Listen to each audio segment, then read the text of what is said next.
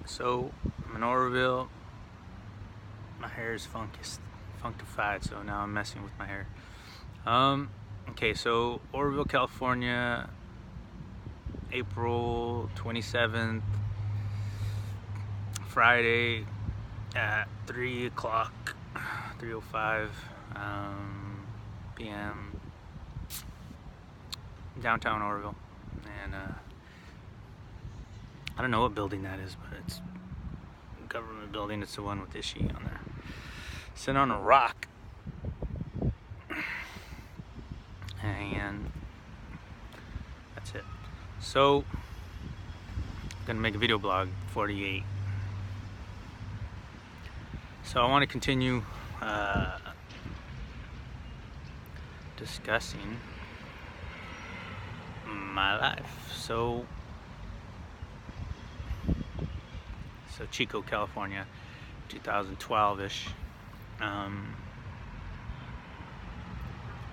don't know what day or what year it was, but man. So what am I doing? So I just talked to the lady at the Dutch Brothers about Avengers: Infinity War. Try to get some spoilers from it, but so Captain Marvel, the girl, that's a spoiler. I don't know what that means, but we'll see. So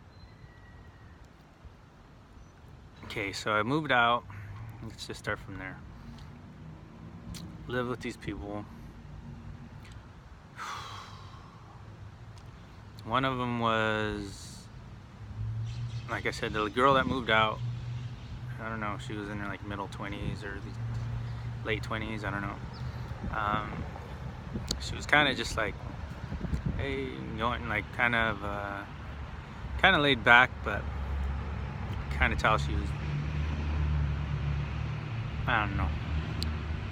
Man, this is fucking tough. All right, so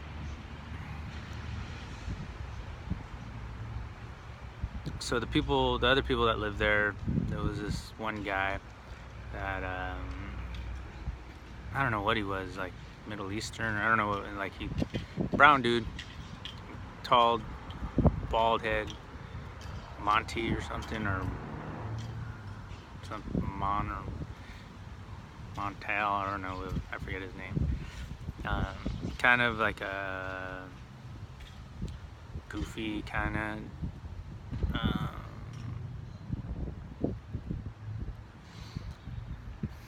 Kind of, you know, try to be cool, but like more like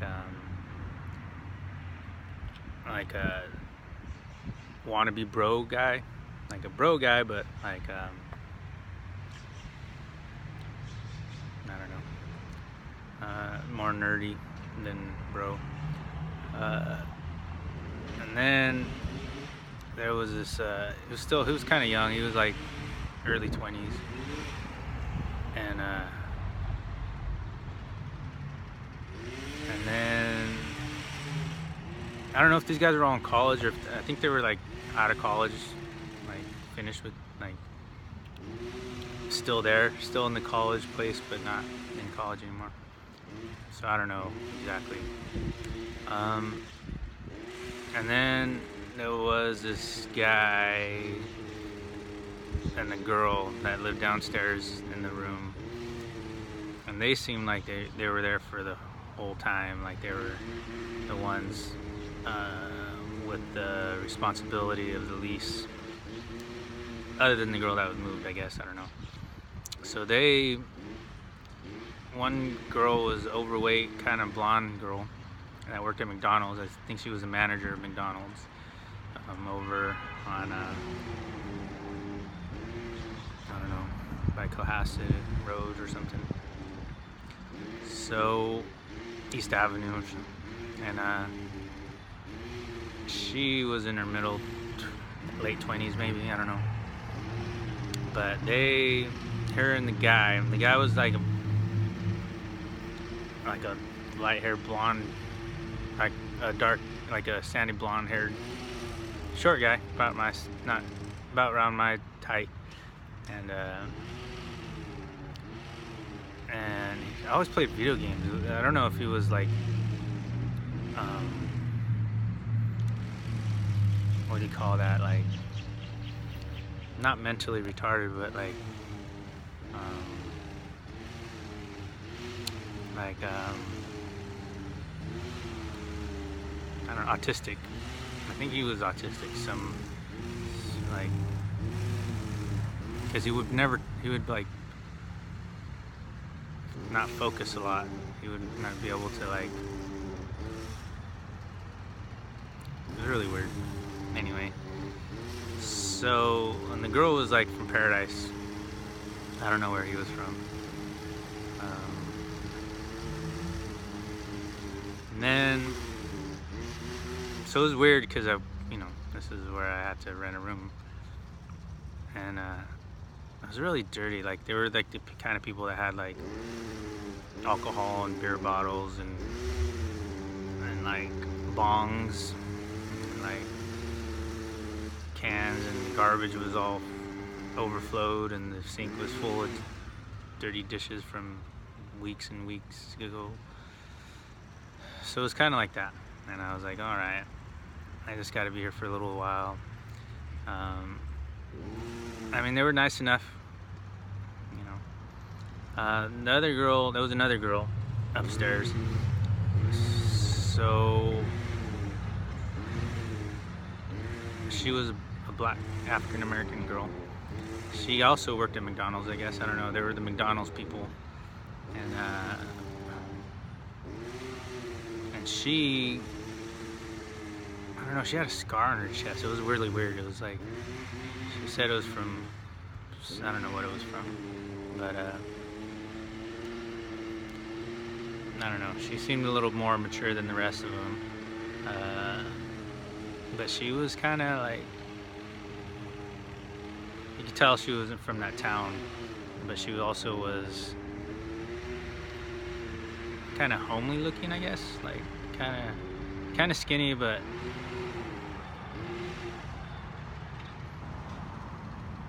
she looked like the girl from the Jay-Z video, that 444, kind of. She was nice enough, so I don't want to be mean about it, but she's, I don't know, she was nice person. And then what else? And then, so those are the main people. And then this other girl moved in, and she was like hella hot. She like, and I kind of, at this time I already knew stuff was going on, so I was just like, okay, like, kind of just like whatever. I gotta get my shit done. So, but she really was like, she looked kind of like Jennifer Lopez-ish, Megan Fox-ish. Not tall, she was shorty, but she was like, had a body, and I don't know, I didn't really see her that much. She kind of looked like that other girl from, she was a brown-haired, brown kind of girl, but kind of white, but kind of had traits of like a brown girl. So she moved in supposedly before me, but like when I got there and I was moving stuff in, she was getting groceries or something with her mom, and they moved. It was a weird situation. She had like cats or dogs or something, I don't know. So the guy, what I noticed, you can kind of tell like when somebody is just fitting in. I didn't really hang out with these people, like it's my MO, like kind of doing my own thing. So I was trying not to be rude, but I was also just like, okay, I'm not really gonna cook here, and I'm just gonna stay here to get stuff done and whatever.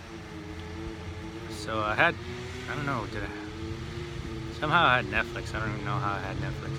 I had my TV or whatever and everything, whatever. I had to get rid of some fleas. There was some fleas there. So the first couple of weeks I had to deal with having fleas and getting bit and I hate fleas. Can't stand it. So as you can tell, it wasn't a great experience, and to throw it all together, these guys were like, you know, there was a lot of drama, so I don't know what, like the ones that I'm talking about and all this, seeing who I am. But I was living in Chico for all that time, so I don't know.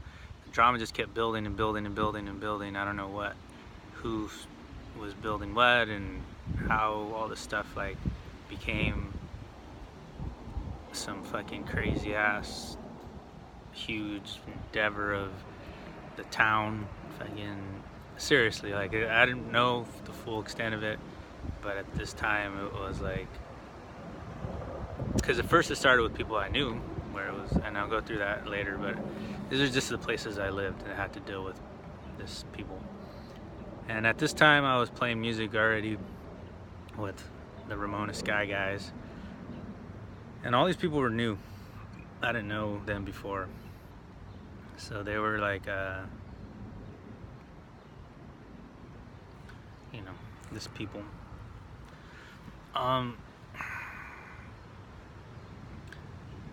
So what else? So a lot of, I don't know how long I lived there, for 4 months. So the guy that rented me the room, it was this tall white dude, kind of like a tennis player, kind of business owner kind of guy, where you know, he was kind of cool, like, hey, how you doing? But he was also kind of like, it was a weird situation, because I didn't even, you know, it was kind of like almost off the books kind of deal, where he was like, I forget the situation. So I paid him. It was cool that I even got to get the place, and I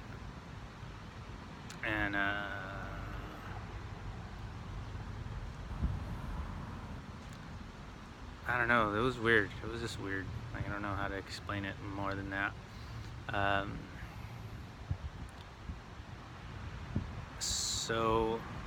So somehow, and then the neighbor guys were like these, what were they? They were like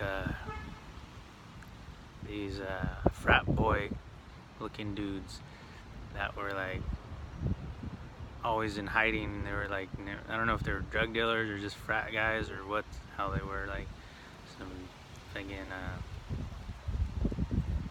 frisbee throwing, frisbee golf guys.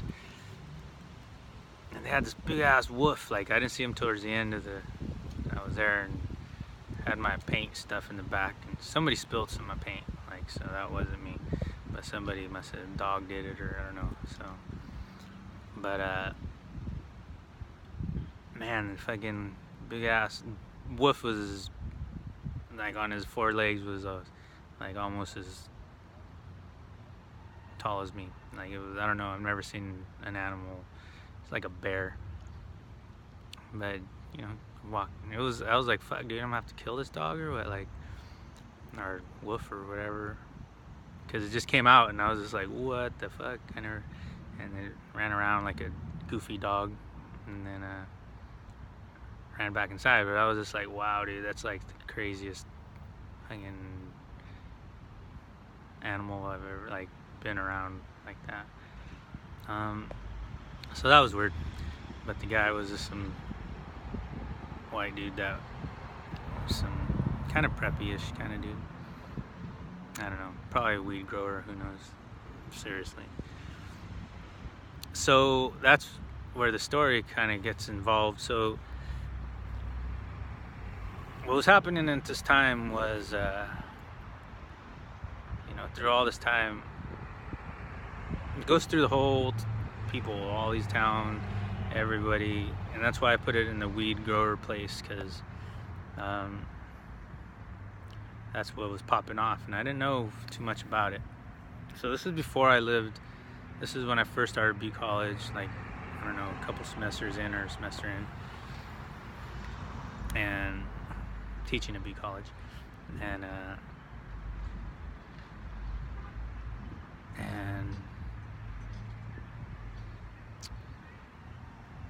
where after a lot of the art shows, and I was just doing murals at this time, so I did a bunch of stuff already.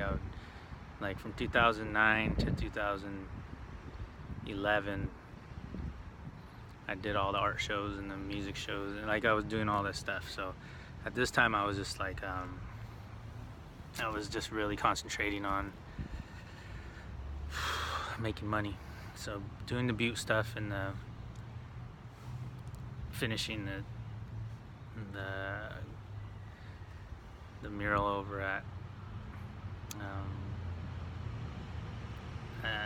the college at Chico State, and then the one at the U-Bar. So I was doing a couple things here and there,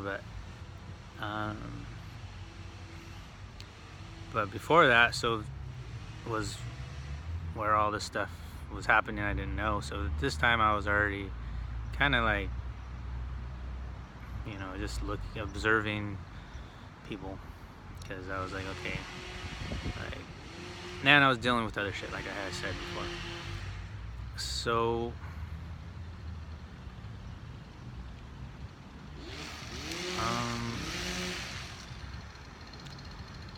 yeah, okay, so I would really want to talk about this, but okay, so after that, I told you, then okay, so let me finish this one. So these guys were like so along with, so this guy Cody, I don't know the hell his name. He was the drummer guy for Ramona Skye, and then so we were doing shows like he was doing the business side and doing like getting the gigs and whatever. But they were like small time gigs, like at the down low, so like local, and then one at the in his little town, Corning or something.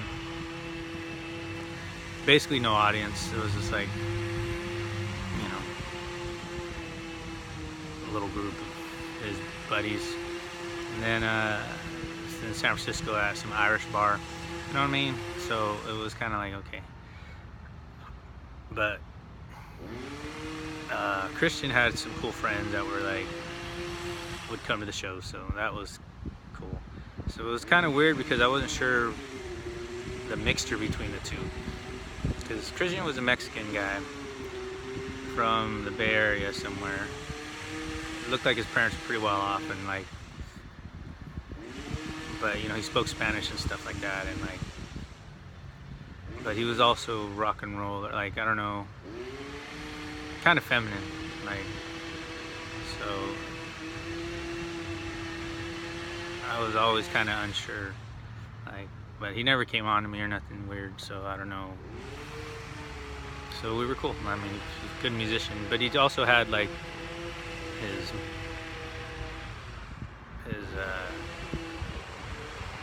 moments of like, hey, you know, I'm doing my. It didn't seem weird. So, but you know, he was checking out my life, like one, you know, part of. Because I remember Miros came through. Julia had came through, so that was, he had met them. I don't know if he met Miros, but he met Julia. And he was friends with this other girl, Alan Ikimoto. And she was a half Japanese, half white girl, but she was like really good looking. She was younger. When I first met her,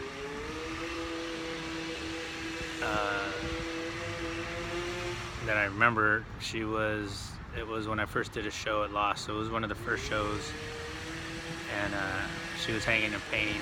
You know, I had her put her paintings, because I was walking through town and I saw an art show at one of the places, and I walked in and it was really good. It kind of looked like Gustav Klimt, like the guy that did The Kiss. Kind of had that, you know, realism, kind of romanticism kind of style to it. So I was like, oh, that's cool. So I walked in and I did